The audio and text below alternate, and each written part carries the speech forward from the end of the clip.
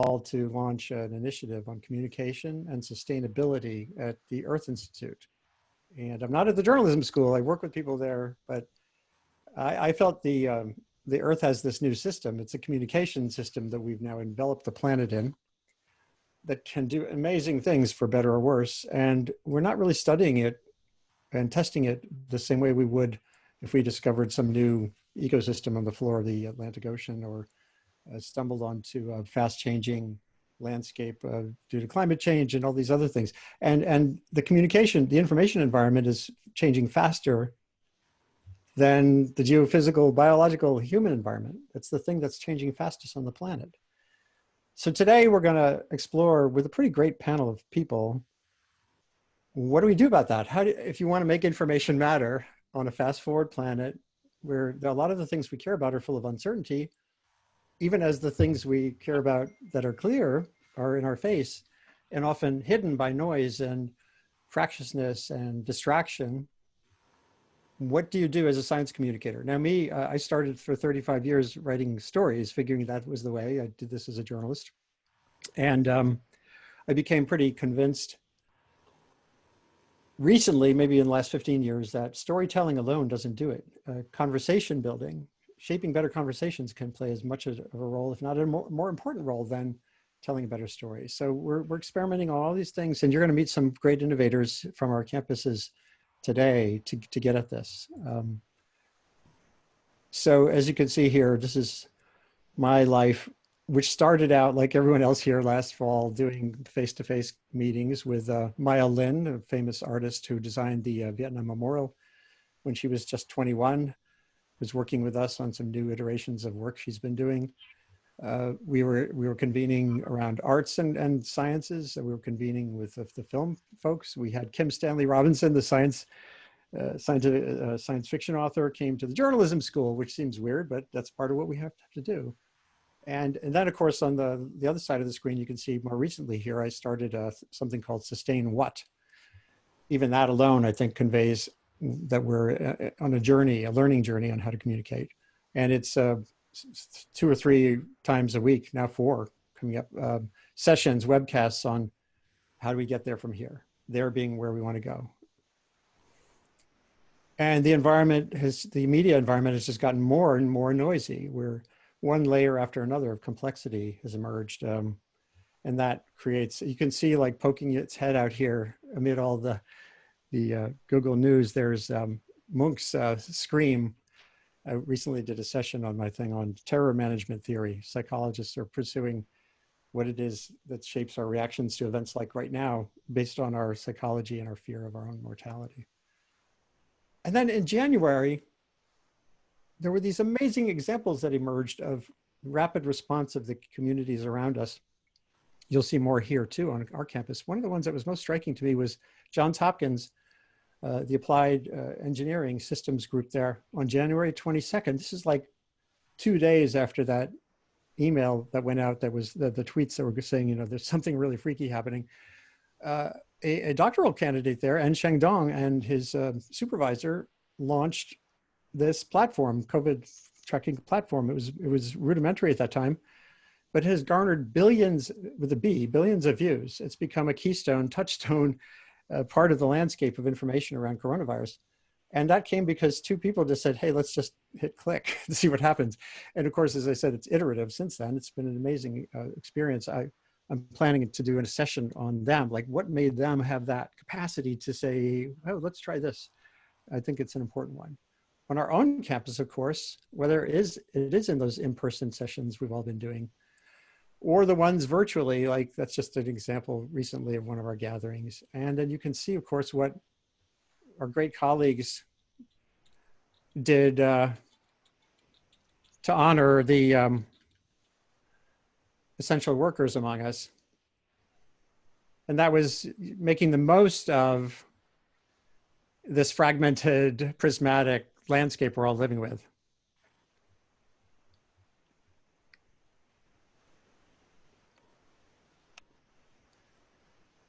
So I figured we'd start with Acacia O'Connor, who I met BC, before COVID. in her lair up in that amazing, I think if you're still there or when you're there, Acacia, you have the best office, not just on the campus, but like in the world, up in the upper sanctums of the library, the library. And what was so impressive about when I got here and getting to know Acacia, she's developed this in sort of ad hoc social media best practices group that isn't told to do this. They're just people who have a communication culture. And so could you just describe your sense of, what kind of innovation you see as driving things forward? Yeah, thank you so much. Absolutely. I'm actually relieved not to be in my office in the library right now because it's very hot there and the AC that pumps through the rest of the library does not reach the upper balcony. But in the future, when I'm back there, you can all come visit me facing those statues of old dead white guys. Um, but so yeah, I'm happy to talk about the future and also the present, which has been, I think I can speak on behalf of a lot of the social media managers in higher education and beyond, probably, that it's been a kind of nonstop stressful time. I'm sure some of you are also super plugged into social media from a personal and from a professional standpoint. And just there's a lot to say and it doesn't really stop. And I think Andy used the word prismatic, and I do think that there's, sort of a fracturing that goes on when you are sort of the human being behind a non-sentient entity like Columbia or any other of your institutions. So again, what I inherited when I came into this role, and just a note on my background, I've been at Columbia for 7+ years, and I spent the first half of that time working directly on President Bollinger's communications and on like presidential initiatives, which I think really helped me move into this role that I'm in now, because I got a really good sense of like what worked in the university and what didn't work. And interestingly and also helpfully, a lot of the things that I think a lot of us would say are not the best qualities of university life in the way the university communicates are basically not acceptable on social media. Like you can't do that. Like it's a fast paced and it's like sort of drives transparency and it is constantly being updated and in terms of like what we know is always changing. And I think that in its best, the university is actually like those things. And so there's just sort of an interesting parallel there.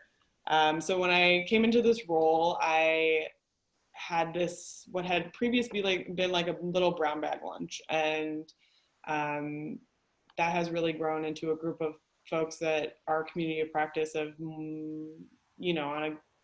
on an average day like 40 to 50 people, but capable of being like 200 of us. And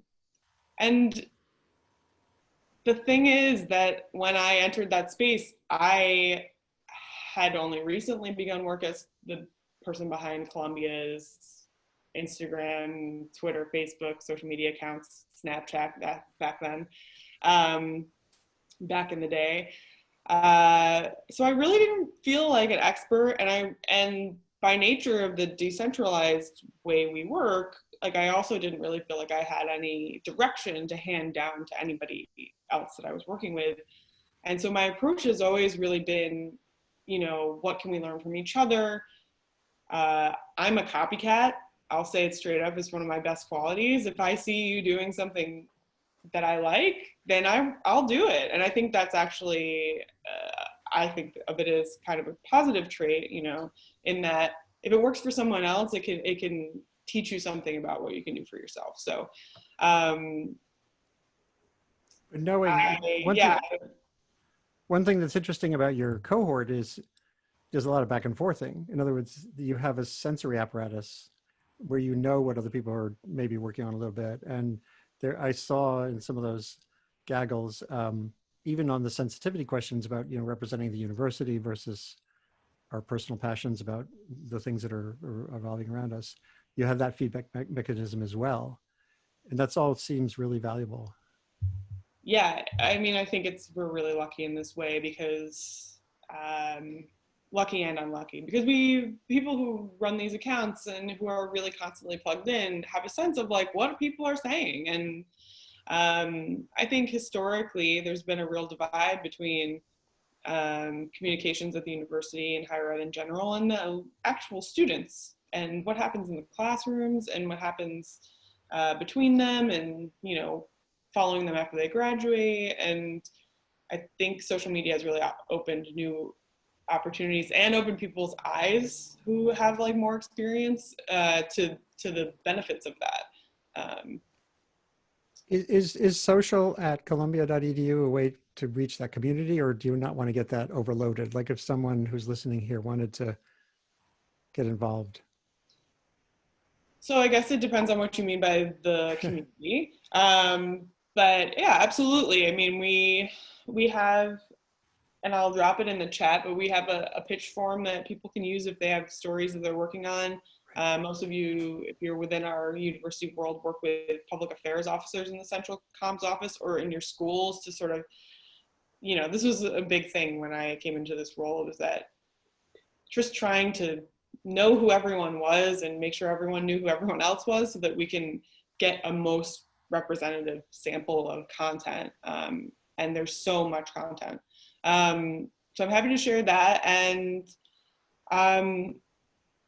also good to know that if by community you mean like the broader community, in like the people who live around Morningside Heights and Harlem and Upper Manhattan, we're also working through our Neighbors Hub communications channels, which has its own social media, which is geared specifically towards that community and is sort of like integrated in our social media as well. Great. Well, just to keep things moving, because we have a lot of great folks to go through, we'll circle back to some of these questions, obviously. And here, I want to take things forward a little bit to Lucky Tran, who I think I first met you face-to-face at the UN at the Climate Summit, which seems like truly years ago, and even setting aside COVID time. And Lucky, you've been pursuing communication impact both through your personal work on social media around issues like climate, and then through some of the work you've done here on campus with some interesting folks. And I thought if you start out just giving a little recap of who you are and what you bring to this arena, that'd be great. And then we can get to an example. Yeah, thanks, Andy. It does feel like a long time ago. It's been a wild year, let's just say. And the first thing, I think the lesson that we've all been taught over the last few months is that science communication matters, right? I know it's something we always say, and that's why we're here and we sort of care about it. We know that we should care about it. And I think a lot of us have a lot of pleasure of doing it and practicing it, because science communication is fun. It's fun to learn about stuff. It's fun to disseminate that work. And we know that it's good for our career, but I sometimes feel like we sort of say that and it's, and it's just not something that we say. It has real consequences, right? It has consequences on, policy making. It has consequences on how people behave, and ultimately it has consequences on how many lives are saved. And that's something that's really important. And you can't just, come in and do it at the last moment. We need to be practicing this all the time, right? Because you never know when your field might be really important. Suddenly all these epidemiologists have, followers of 100,000 people on Twitter overnight from having, 10 followers, a couple of months ago. And they've been brilliant in stepping up to the challenge. But I think there's been a lot of examples of people who, might have been doing the work for years and years and might not have been in the public eye on the New York Times or CNN, etc. But it really shows the work that they've been doing in the past. So yeah, I will give one example of that. My personal background, I have been a bench scientist. My background's in structural and molecular biology. And I did a PhD at Cambridge, came here and did a postdoc at Cornell. And so, I have sort of a history of doing that work. At the same time, I've always been interested in science policy, in science advocacy, in how we apply science to the world and how it benefits people. So I've jumped around different roles. I've been a science writer for a while. I've done, science policy work in the UK as well. But in doing all of these disparate pieces of work, from doing, bench science to doing policy making to doing writing, I think the glue that really holds it all together is this field that we call science communication, right? What works? How do we get through to communities? How, as Andy says, that it's not just about storytelling, it's about having a conversation. What are the best practices in that work? How does that work? And so my title officially here is Director of Science Communication and Media Relations, and I made it an explicit thing when I was talking about my role and what the title would be to get that science communication in there. I think that's really important because I think the traditional way, I'm in the communications office at CUIMC, the medical center, and the traditional way you would look at a public information officer is really, it's that person, I have a study, right? The study is really important. I want to promote it. I'll hand it to this magical box of, great people who, will translate it into a press release and they'll reach out to the press for me. And that is absolutely an important part of the tools that we have, but I do want to stress that's only a small part of the tools we have. And it's important to me that we're practicing science communication, not just when we have a paper that's important, but throughout all of our work. As we've seen with COVID, you never know when, and to be honest, with all of these protests that are happening now, and as people talk about the connections between racial justice and health justice, you never know when your field will, shoot to prominence and what people will be discussing in the public eye. So it's important that we're not just thinking of doing science communication when we're promoting our direct work. I think it's important to build that rapport both with, the wider community and with reporters and media people in, sort of making sure you're a resource for them. So that's really an important number one tip, is that we should always be practicing science communication. It's not something we just pay attention to sometimes. And I guess I want to pick a couple of interesting things that's been happening in this pandemic. I think number one, I think overall, there's been amazing scientists doing amazing things, but we also have to understand that there have been some major gaffes in science communication from bodies like the World Health Organization, right? And so I think what that teaches us is that you can never be too ready or too prepared when the stage, when it's important to get out there and the stage is yours.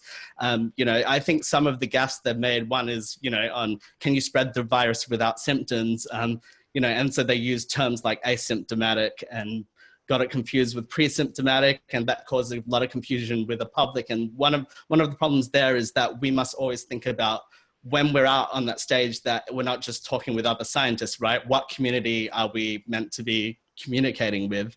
And, what's our audience and what are our talking points? What are our goals of our communication? We should always be asking those questions. And so that's why we need to broaden out from just saying, here's a study, I just want to promote the study. It's about how are we providing value to the community? How are we providing value to journalists? How can we be of assistance as part of our role here? So that, I think that's really important. And you mentioned that, and even when you use the word practice, I was thinking about the other meaning of the word practice. In other words, practice is preparation. You were using it in the sense of it's a practice, but the more that scientists and others, researchers and scholars are in touch with the communication teams around them and or other departments, like we'll hear from sociology in a few minutes about how this relates to designing curricula, the more crosstalk, the more you're thinking about new ways to present. You're not just thinking about, oh my God, my paper's coming, let's get a press release together. Exactly. And just a quick anecdote on that is, you may have seen Dr. Craig Spencer, who's been out in the news on CNN a lot. Andy, you've interviewed him on your channel, I think, or you might have that in the works. It's coming, yeah.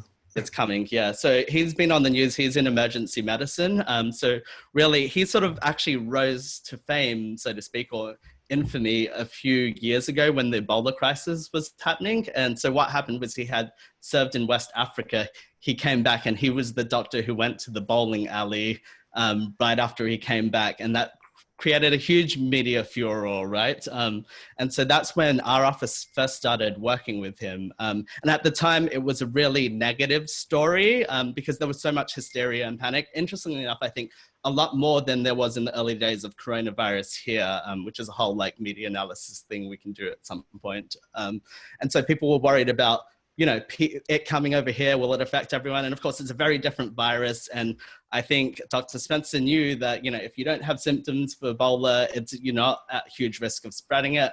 But there's that aspect, and there's thinking about, what does this look like to the public at a time where there's mass hysteria? It's probably not a good thing, even if you know the science, to sort of go and do something like that. And so we did a lot of media communication training with him as a lot of requests were coming in. And I think what we did was, and he was great at this, picking up all the tips and learning and sort of turning around the story, thinking about, we have this opportunity with the spotlight on here. What needs to get out there? And so really the thing that we wanted to do was shift the story from this hysteria of it being a US-based thing, where there was a lot of work that needed to happen in West Africa. They didn't have the same resources as Dr. Spencer. So of course, Dr. Spencer here, he recovered well with the virus with, at the time, he had adequate healthcare, and the healthcare system here wasn't being overwhelmed, unlike with coronavirus. And so it really was, so he used that opportunity to write op-eds, to speak about the work that was happening in West Africa and the disparities with, the care that he was seeing here. And then what happened this time was, when coronavirus came around again, he was shot to prominence again, and he started a Twitter account, and he's one of the many docs who started with only a few followers.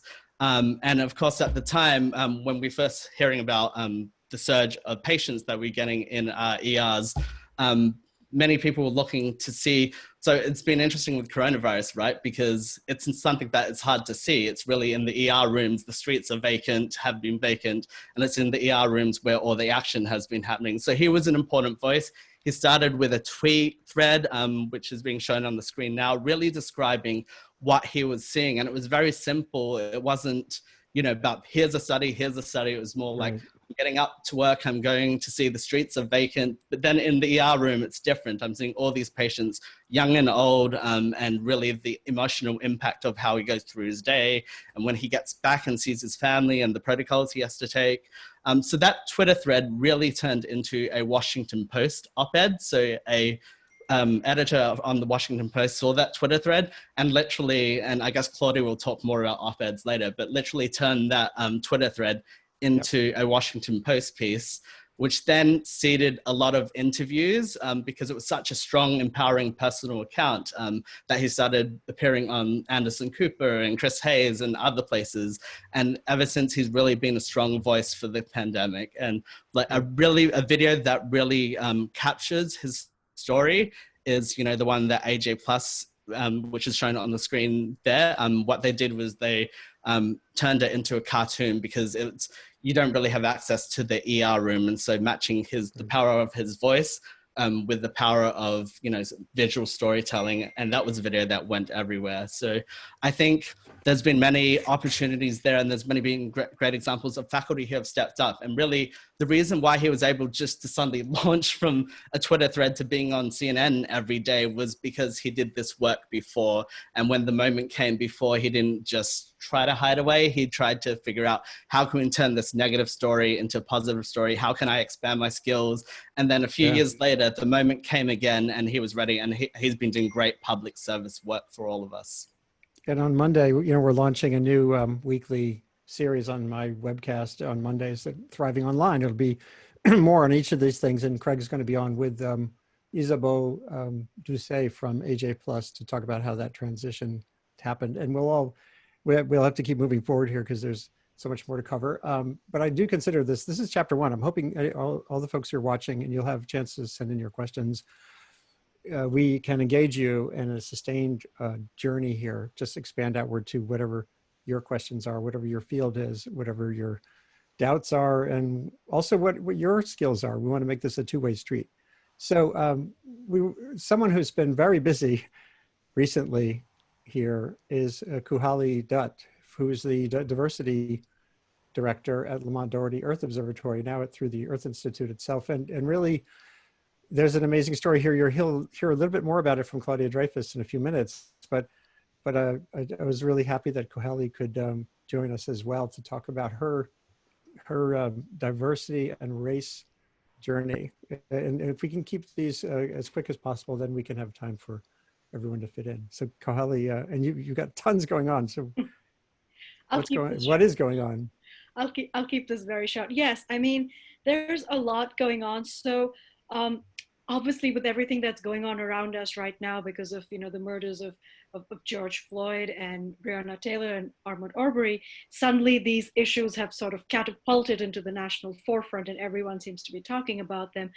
But about 6 months ago, when I wrote this particular op-ed for Nature Geoscience on race and racism in the geosciences, there actually wasn't that much of an awareness of it. And as Lucky put it, like he put it really well, that it's really important to give that personal perspective rather than here's all the research, which anyone can look up at any time. And so the whole point of, why I did that particular piece was to give that personal perspective that I'm a diversity officer. We're working in the field of earth science, which is, under which climate change and climate science comes. And we can argue that that's probably one of the defining issues of our generation. And if we don't have the best talent, the most diverse talent, and then when you look into issues of climate justice and racial injustice, you look at who's impacted the most. So it sort of blends together this whole diversity and earth science thing. It's sort of, they go together. And that was the thinking behind my writing that piece, that there is this very real problem of systemic racism, but no one seems to want to talk about it. No one seems to even believe that it's real. And given that we have a very tiny number of people of color on our campus, those get further accentuated because they feel further marginalized. So that was the motivation behind writing this piece. And I had absolutely no idea it was going to be received the way that it did. It was amazing. And again, this is a continuing question that'll be pursued here and everywhere for such a long time. There's this concept of social inertia. A sociologist at Drexel, Bob Brulle, B-R-U-L-L-E, and Carrie Norgard, in the context of climate, they wrote this really pivotal paper on when something's so big and so ingrained and so institutionalized, it leads to this kind of paralysis in society where people either turn away or not. Maybe we'll talk about that with Shamus in a minute. I did want to also note on the slide here, another really interesting piece that was Ed Yong, who's one of the best science writers out there and on the pandemic beat these days. In 2015, he realized he wasn't quoting women in stories on science. And he started methodically analyzing his own past stories, and I've done this similarly since then, and it has worked to change the gender representation in his pieces. That's just another example of what we don't think about. And if you just keep with your norms, you'll end up stuck in those norms for a long time to come. Bianca Jones Marlin, with whom I did a November session on campus on science communication, is a new mother, among other things. Congratulations. And is working in neuroscience at this arena between what we feel about the world, and there's amazing aspects to it, and about the sort of enduring impacts that come through experience. And Bianca, you did something remarkable recently that I thought, well, you could just give a sketch of how you who I met you through mainly your experience in face-to-face communication, I would say, if you include sort of TED Talk-ish stuff. But now here you are in this kind of world, and you did something really interesting, and we could show that in a minute. But tell everybody a little bit about yourself.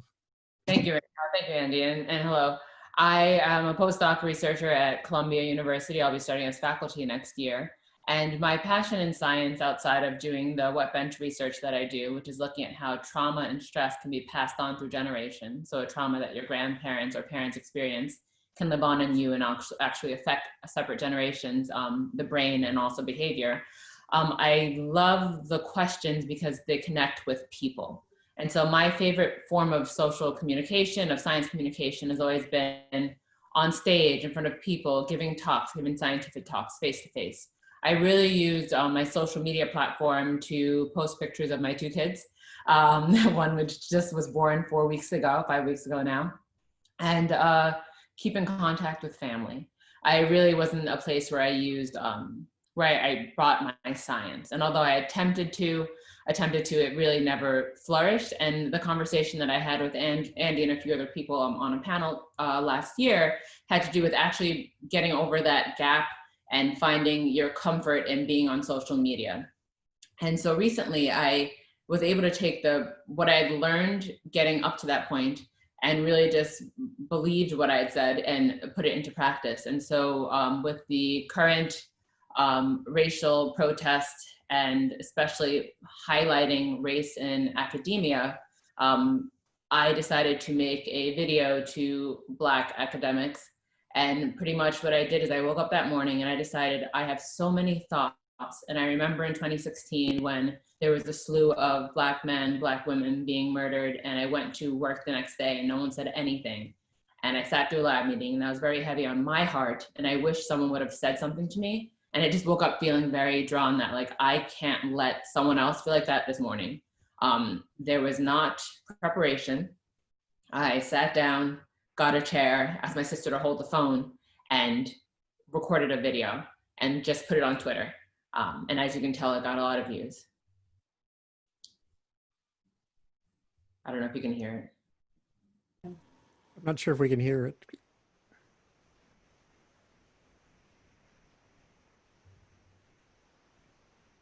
I can't. I'm not sure if you guys can. Can you guys hear the audio or not?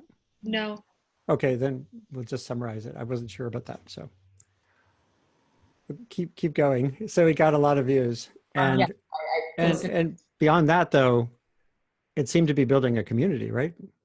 Yes, and so it was a message just saying like, look, Black academics who are going to work today, who are sitting now in Zoom meetings where you have such a heavy heart, but you're facing other people on a screen. And no one's mentioning this because you are probably the only Black person in this conversation, in your lab, in your institute, in your company, carrying on such a baggage. I want you to know that I feel you today. I want you to know that I hear you today. I want you to know that your science is important to me because I see you there. Your science is important to science because without your unique perspective, science is lacking, something that I don't think institutions as a whole understand or people as a whole understand. And I had an open call to, if you want to chat about it, talk about it, not talk about it, just send me a message with a happy face, let's do that. And my inbox just exploded. And as you can tell, it's been retweeted and shared, and that's really, it's above and beyond what I could ask. It really just was a heart solve during that week, early week before really people started picking up on it when it came to social media, to give like a virtual hug, and it wound up being a support system. People have reached out to me, people have reached out and to give support to me. And it was able to build a community during such a time that was essential, I don't think just to Black academics, because of course, looked on the based on the number of retweets, there aren't that many Black academics. And so it's obviously shared by other people as well, which I couldn't have asked for more. And as you can tell with what Andy has up right now, I love art's message as scientists to get to people. So whether it's sharing about me being a woman in science, me about my pregnancy journey and how that relates to my science, I found social media as another way that I can get that message across. And although it wasn't refined, I wasn't excellent at it, I was able to do what it needed to get done. It's fantastic. And that, maybe you know the neuroscience of this, but I know on this webcast I've been doing, there've been moments of where strong emotional bonds happened through the screen, and like real powerful emotional bonds. And I don't know whether that's transitory. Do we know if it's more transitory? Can you build lasting relationships of this sort this way? Or I guess we'll see. Where I put the mice in front of the computer screen and see if they fall in love. What I do know is this: we create connections. These connections can be made physically. They can be made with eye contact. They release a neuromodulator called oxytocin. It's a love hormone that comes out of our brains into our bodies and really creates a strong connection. And our brains continually adapt. And so if we are currently in the COVID situation where all we have is that virtual hug, all we have is that eye contact via the screen, I'm fully confident that our brains do adapt to our current environments and that those adaptations can be passed on forever. And we'll talk more about this, I'm sure, in coming weeks. I had the first face-to-face experiences meeting up with people who I had only met on screen recently along the Hudson River. There was a protest across from West Point a couple of days ago. We were all distancing, but there were actual people, and that's even a weirder experience. Yeah. This was wonderful. And now Claudia Dreifus, who I knew from my time at the New York Times and who has interviewed luminaries from Ed Wilson to, as you can see here, Stephen Hawking to probably a president or two. Claudia, you've been teaching for a long time, various courses in the Columbia landscape, mostly focused on writing impact. And So now is a moment for you to describe what you're doing and what you can offer to this community we are creating here. Well, writing still matters, and but one of the things I noticed being an interviewer, interviewing scientists, was that often they had incredible stories to tell and things the public needed to know about. And in a policy way, the public really needs to know science, because in a democracy, we need to know about these very important corners of our lives that nobody's much paying attention to. And the COVID crisis that we're all in is a perfect example of that. And as I worked in journalism, I thought, was there something I could do to make scientists better communicators than they were, so that they could reach out into the policy world and have impact? And the thing that was happening simultaneously as I thought these thoughts was that the world of communication was opening up, as you were, Andy, one of the first to note. And because you didn't need intermediaries as much as before, people in the sciences could make their voices heard without editors, without people saying, I don't understand that. But the thing scientists had to do is learn how to speak a more common language, that there were things in their own culture that interfered. And that's what I do at Columbia. I do a course called Writing About Global Science for the international media for people in the Earth Institute and in the sciences, giving the course this summer, and there's still 2 or 3 places open. And what I do is teach people how to do journalism so that they can do it. And there are lots of places where they can, like on op-ed pages of the various newspapers around the country, on blogs where they don't even need to go through an editor, and to some degree on social media. The trick is to do it well. And that's where I come in, or try to help. And Kueli is like the perfect example of what one hopes for in this effort. In addition to my course at the Earth Institute, I do coaching of scientists and staffers and students who want to do op-eds, and I help them submit them, and I help them edit them, and I help them translate it into a more common language. I also do a workshop once a semester, and Kueli came to one, I think last year, or was it the year before? It was 2019. It was November of 2018, November of 2018. It's like we've lived a decade in the last 2 years. And Sure is. but Kueli came to that, yes. And she was thinking about the diversity issues. And what's interesting is that journalists look at what is, and are always saying, is that a story? And I had noticed what she was talking about, that as a journalist, when I traveled, I saw very, very few Black scientists. And I also saw not so many women at the top, to be honest. And of the women that I met, they were kind of recessive. I noticed it, but it wasn't exactly something I wrote about, because I was supposed to interview the top people in the field. And this problem was kind of systemic, and that was what was obvious. But Kueli worked more in the field, and so she was thinking, I'm seeing this, I want to talk about it. And so she did an op-ed after our workshop. She told me the workshop inspired her. I hope that's true. Yes, it did. It absolutely did. And then she did this op-ed for Scientific American, which then got picked up by the Atlantic and by the Times. And now they're hearing her voice. That is what one hopes for, but it's not the only example of what can happen if you put your voice out there. And if you do it in a form that people hear. One of my students, Wendy Hapgood, she was looking for a term project to do. And I was driving by the Plaza Hotel, and I noticed there was all this, what looked like ivory in the window. And I thought to myself, hey, is that illegal? In New York, didn't people go through a lot of trouble to get that banned? But there were antique shops all over town. I thought maybe that's plastic. So I said to Wendy, for your term project, why don't you go into those shops and look? And she did. And they told her it was antique woolly mammoth and all kinds of things. Well, long and the short, largest illegal ivory rust in the history of New York State. And the NGO that she runs, the judge, as part of the concession, gave her, I think, $400,000 in for her NGO, the Wild Tomorrow Fund.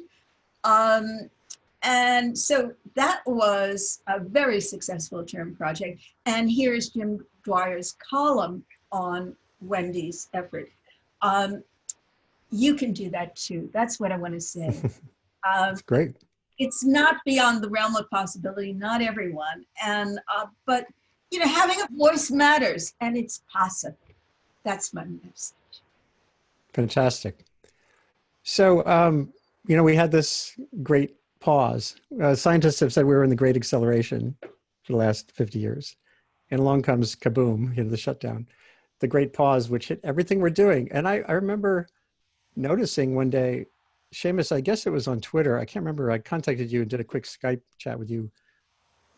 Like there was this guy, he's like a chairman of a department. He's tenured. He can, this is when you're supposed to be sitting back smoking cigars or, you know, listening, drinking good wine and writing books. And you dove into this environment immediately and created youth remote learning, a sort of a class teaching project, sharing calendar, and you then were teaching kids how to be ethnographers so that they could capture the history that's unfolding around all of us in a way that future generations could appreciate.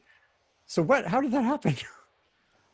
Yeah, I mean, I guess I just started a school is the short version of it, where I was talking to some of my colleagues, and you know, they're just talking about how challenging it was to have kids at home, and this was sort of in the first days of the shutdown here in New York City. And I thought, well, you know, there's actually a really good sociological solution to this. So sociology has this idea of like structural holes, and a structural hole is where there are people with capacities and people with needs, and there's no node in a network to connect them. So like, how do you connect the people who have capacities to the people with needs? And I thought, well, actually there's other people, you know, like me who are just home, who could help parents with kids. And I bet that there's a lot of other people. And so I ended up being like, hey, let's just do something like this. A bunch of us, let's volunteer, like where we can do something that we're sort of interested in. And so I had like professors from Princeton reading children's books from around the world, people doing Arabic, oyster farmer talking about what her job was like. We started, you know, kind of small and scrappy, but I think eventually we had like, you know, I'd say 50 classes a week that parents could just sign up their kids for. And I taught an ethnography class.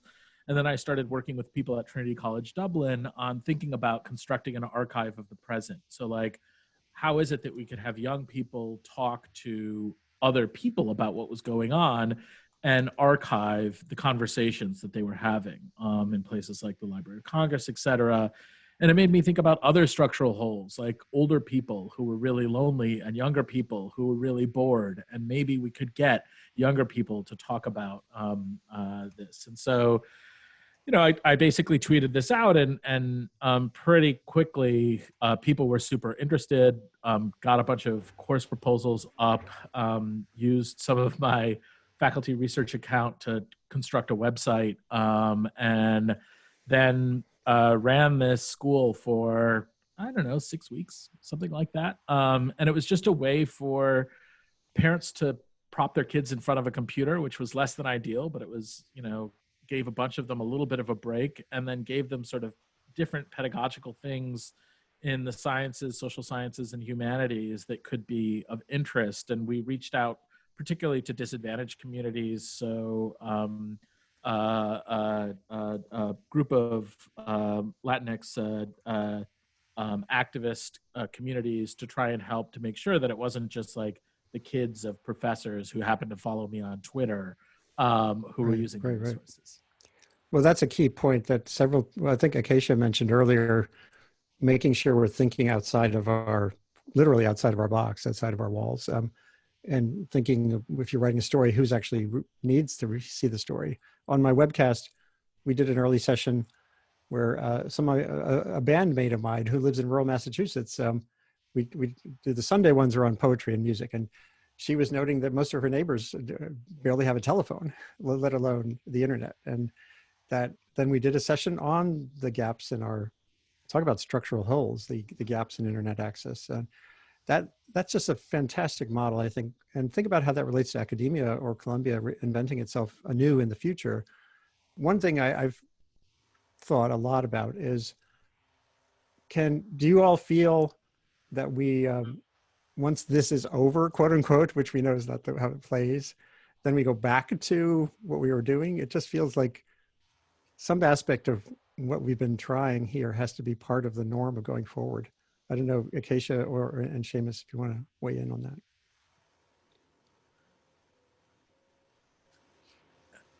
Well, I guess I'll jump in. I mean, I don't, for me, what was important about this was like, that, where this would have kind of failed was imagining that I had to build something really enduring. And so I think of like the Errol Morris film, Fast, Cheap, and Out of Control. Like the idea was not to build something really sort of like a real school, but instead to respond quickly and to be willing to let the thing die. It was a bridge, and eventually other institutions adapted to what it was that they needed to do, and this wasn't necessary, and it could fall away. I mean, I think like, in my own research, I do work on elites, and I think that if Columbia takes the position that it has to lead every single thing and constantly be at the forefront, it's actually not a great position for us to have. Like, imagining not how we can like make sure that we're at the front of every line, but actually that we're maybe in the back of the line doing a bunch of the service work for communities is a better approach than imagining like, how do I build this school that I can get a lot of credit for, that can be really good for Columbia in terms of like, my status and the institution status. Fantastic. Up on something that, like, Yeah. Which is, I think, COVID is probably the first of these kind of crises. And it's the first time in my memory that a science story has been on the front page every day.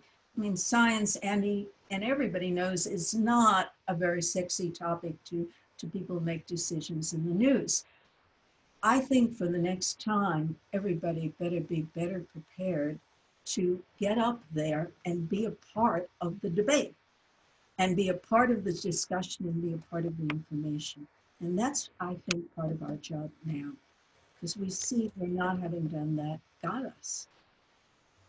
I couldn't agree more. So how do we build this culture out going forward? We want to hear from those who are listening here in the typed comments, or Christina is going to be, who kindly initiated this whole thing, by the way. Christina at the Cancer Center had reached out and said, they do these Wednesday events. Can we think of one on communication? And that's how this came about. So the Urban Cancer Center and the Earth Institute had a little bit of a brainstorm with others, Carla Cantor and others. So I don't know if there's some questions there that someone can help. It's hard for me to kind of see some of these, and or other reactions by those who've been in the conversation so far to what's been said. This would be a good time.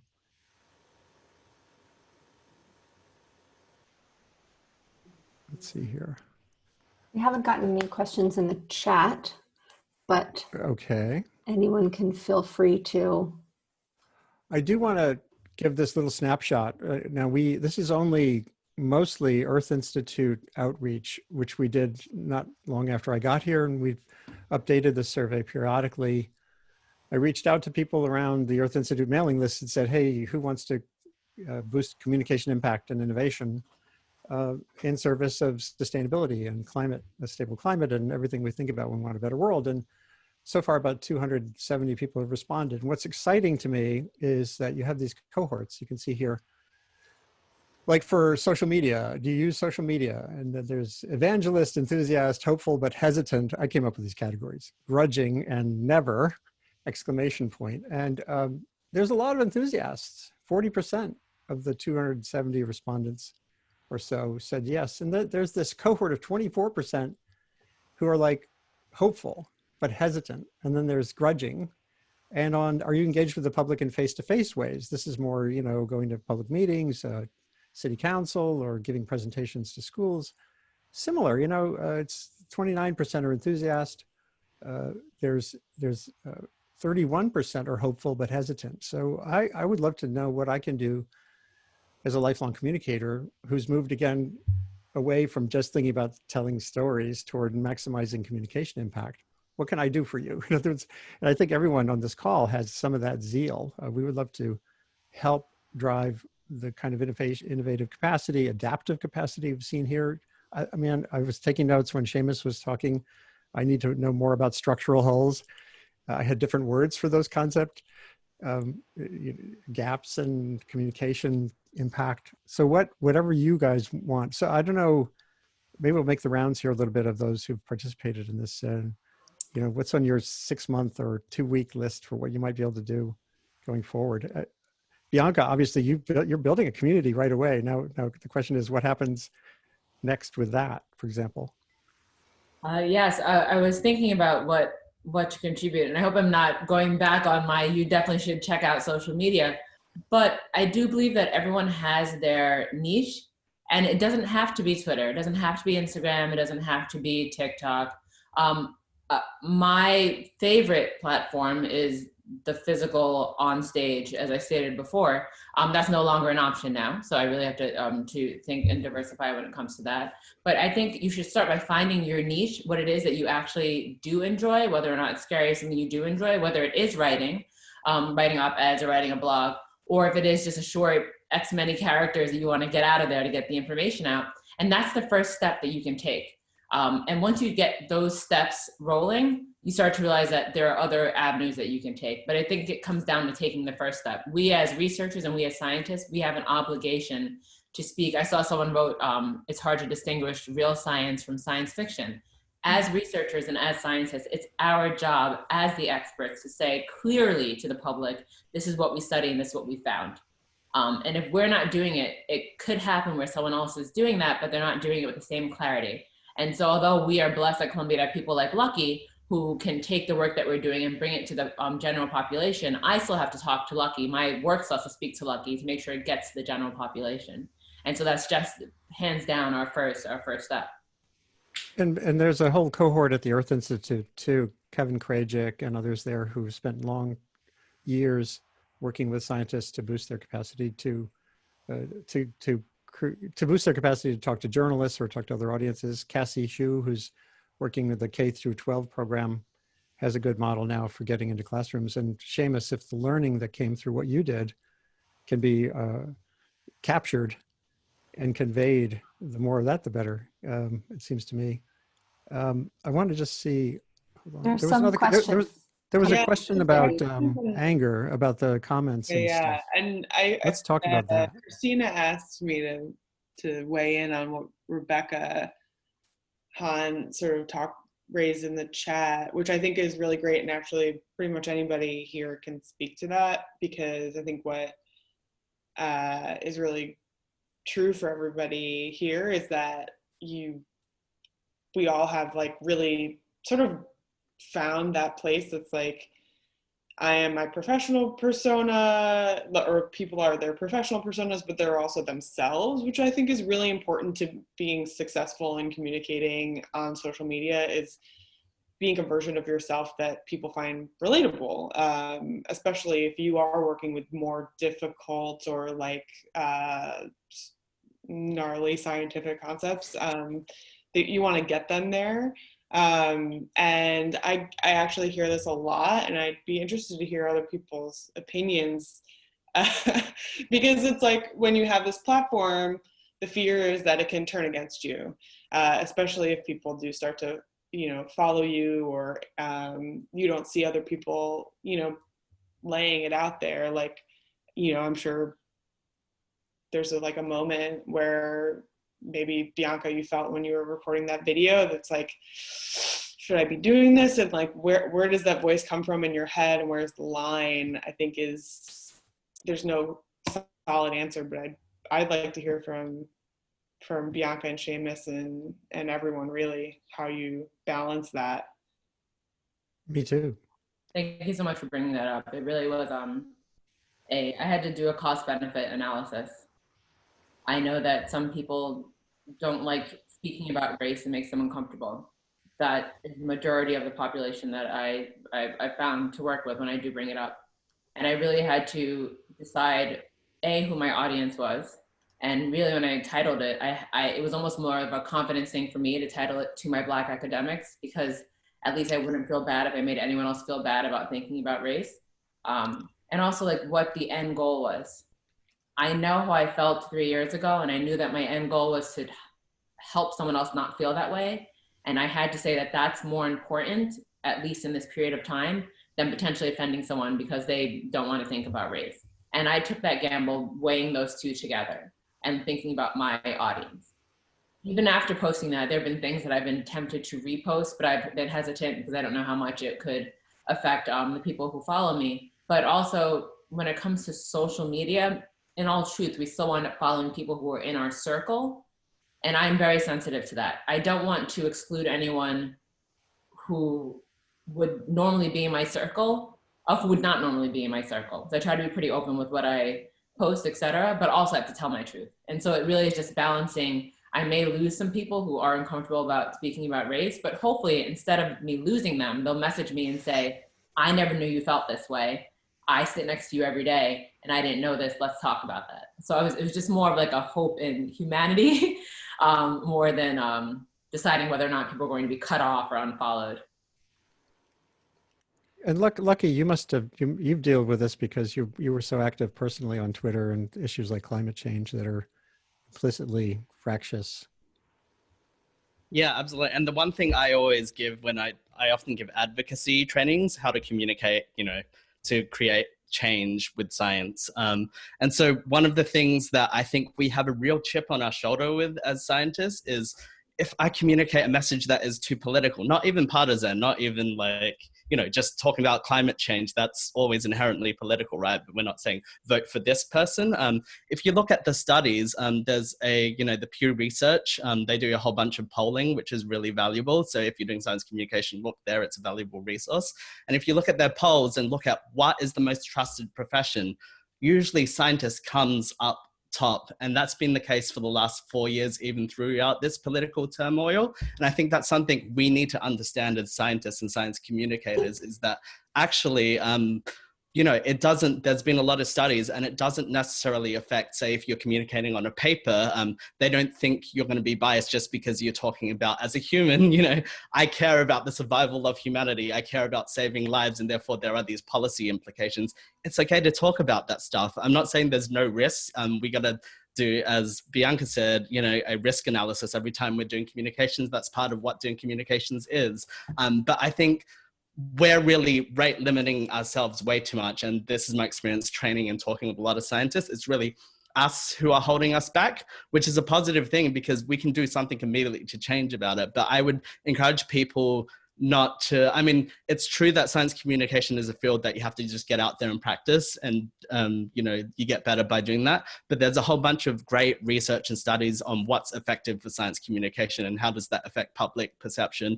And unfortunately, I think that's something for Columbia and this is maybe why we're doing series like this, because as a research scientist, you're not trained or you don't have those discussions. It's just not part of the curricula. And we need to have those discussions going forward because we are undergoing a real crisis of truth and facts and informational crisis in this world. And I think all of us need to be knowledgeable about how to communicate better based on evidence because we're scientists, right? Let me jump into that. This crisis that we're all living is absolute proof of the necessity for scientists to use their expertise to be part of the debate. What you see the minute you walk on the street and you see tons of people walking around without masks and feeling okay about it is a sign of science illiteracy and to some degree, the unwillingness of parts of the community to get out there and use their expertise and not take a stand because it isn't totally proven or there haven't been huge peer review studies. One of the things I try to do in my classes is say, this relates to Victoria's question, is say information that you witness is also information. It's not absolutely proved, but as we see from Bianca's experience, feelings and observations and a lifetime of experience also matters. And it has to be part of how scientists present themselves. In that, I'd like to help. And the social sciences here, as I learned way too late in my life as a science writer. Yeah, I wrote for 20 years about global warming from 1988 until 2006, before I first interviewed a social scientist. And she said the most mind-blowing things to me about optimism bias and all the biases in cultural cognition and everything. And I was like, oh my God, so you mean more information doesn't change people? As a journalist, that was fundamentally existentially devastating. And many scientists have that same barrier to surmount. So it's, when we think, well, we know that X, why don't they know? There's so much more learning and listening to do there too. So I hope we'll all be learning and listening going forward. Here I am 35 years into my career and essentially trying to completely change what I'm doing to kind of forge progress. I think everyone here I've met, and many others across these campuses, the many campuses, and the global centers and Columbia's affiliates around the world are driving toward new ways to get the right information to the right people in the right way, and to absorb the right information in the right way so that we can make a difference. And it's never been more important. We're in a fast forward world, even thinking about deep uncertainty. How do you navigate uncertainty? How do you embrace uncertainty and not think that some magical scientific study will suddenly make the pandemic crystal clear? That is a keystone challenge too. There's a group, there's a website, just write down deepuncertainty.org. It's the Society for Decision-Making Under Deep Uncertainty. And that's where we're at right now. How many hospital beds per 1,000 people is not a science question. It's a societal question. And I think this is a great chapter one, and what I hope will be a continuing discourse on these points. We're just scratching the surface. We could go on longer. On Monday, the first Thriving Online session, there will be a weekly enterprise will take place. If you look at the screen, you'll see we want to hear from you on your top interests, writing seminars, Twitter. I think Lucky and I and others here are very eager to help. And I'm sure Acacia too can help people navigate Twitter for the best and worst of it. I wrote a blog for 9 years at the Times. I vetted 100,000 comments when writing 2,810 pieces. I know how to manage a community online, and it's really hard. It's part of the work. So lots of work to do, lots of opportunities ahead. This is just the beginning, and I would like to keep going, but we can't really do that. So Christina, thank you. Thanks to the Irving Cancer Center. Thanks to all of you, Bianca and Acacia and Claudia and Lucky and Guheli and Shamus. And who am I missing? Is that it? And Christina for doing this. And let's keep at it, okay?